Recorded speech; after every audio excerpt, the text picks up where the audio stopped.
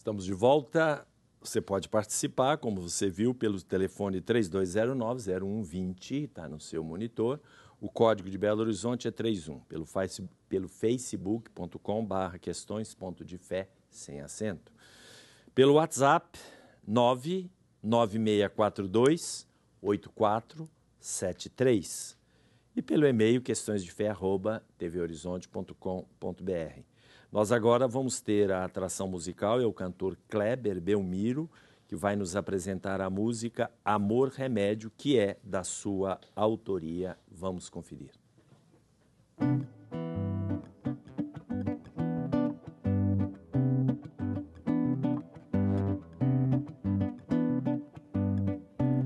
O samba chegou de manhã e trouxe alegria e paz que há muito tempo não tenho.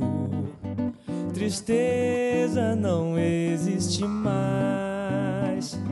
O meu coração bem feliz olhou pra você e cantou: amor, amor, remédio para toda dor. Amor, amor, remédio para toda dor. O samba chegou de manhã e trouxe alegria e paz que há muito tempo não tenho. Tristeza não existe mais. O meu coração bem feliz olhou pra você e cantou: amor, amor, remédio para toda dor. Amor, amor, remédio para toda dor.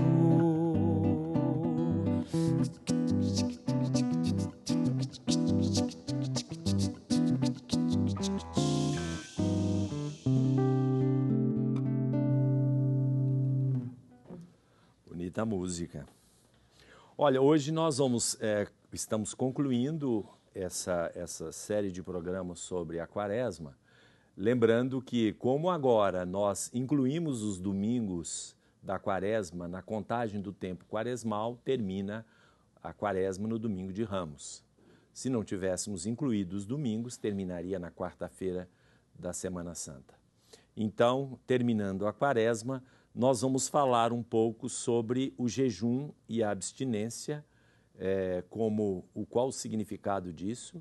Depois vamos falar sobre o significado etimológico da penitência, ou sacrifício, ou mortificação, definir um pouco essas palavras, como isto se deu na história da Igreja desde os primórdios, a reflexão teológica sobre esse tema da penitência quaresmal, o significado social e religioso da privação, da penitência, até chegarmos na última parte sobre a campanha da fraternidade, que é uma espécie de resultado concreto desta prática penitencial da Quaresma. E agora, exatamente por isso, vamos ver um vídeo, um VT, sobre a poluição e a degradação do meio ambiente como produção coletiva. O biólogo Mário Moscatelli vai nos falar sobre isso. Vamos conferir, então, esse vídeo sobre a campanha da fraternidade deste ano.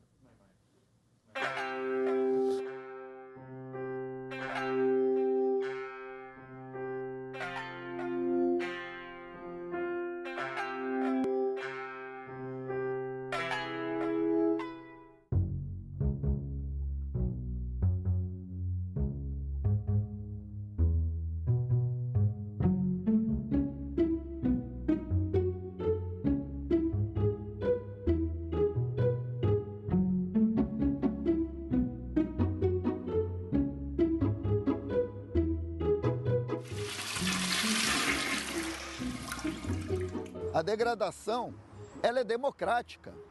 Ela é democrática. Todo mundo que puxa a descarga do vaso sanitário tem culpa no cartório. A exceção, é claro, daqueles que já estão conectados na rede de esgoto. Porque muitas vezes, alguns condomínios têm estações de tratamento, mas com o objetivo de economizar energia elétrica, desligam a estação de tratamento. Aí de madrugada vai todo o esgoto sem tratamento dentro das lagoas, dentro dos rios.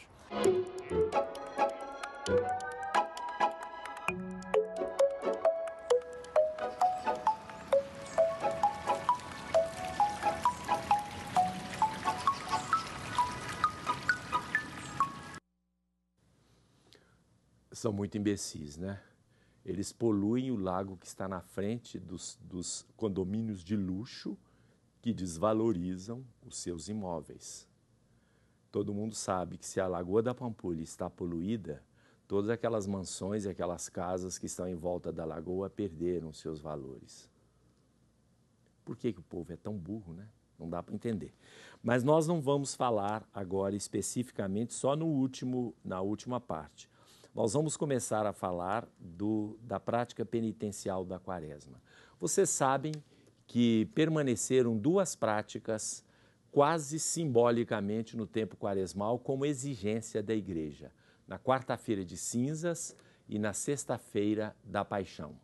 Nesses 2 dias valem o jejum e a abstinência.